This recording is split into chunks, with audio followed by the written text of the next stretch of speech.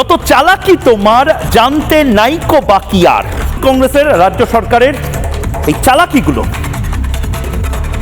ধরা পড়ে যাচ্ছে।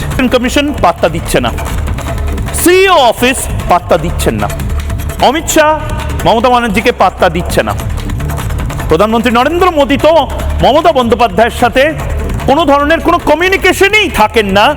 কোনো ধরনের মমতা বন্দ্যোপাধ্যায় যা নয় তাই ভারতের প্রধানমন্ত্রীকে নিয়ে বলে যান, প্রধানমন্ত্রী মুচকি হেসে পাত্তা দেন না। যত চালাকি তোমার জানতে নাইকো বাকি আর।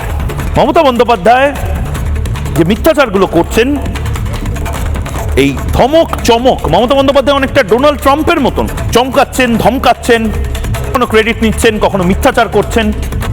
ডোনাল্ড ট্রাম্প যেভাবে ধমক চমক দিয়ে বলছেন আমার জন্য আমারই চেতনার রঙে পান্না হলো সবুজ, চুনি উঠলো রাঙা হয়ে, আমি চোখ মেললুম আকাশে, জ্বলে উঠলো আলো, ইত্যাদি ইত্যাদি।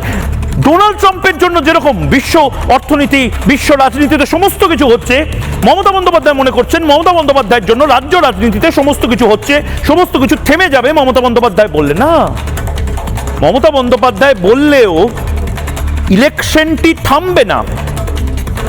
আর 26 সালে 2026 সালে বিধানসভা নির্বাচন যদি থামতে হয়, সেটা থামবে সাংবিধানিক সংকটে। আজ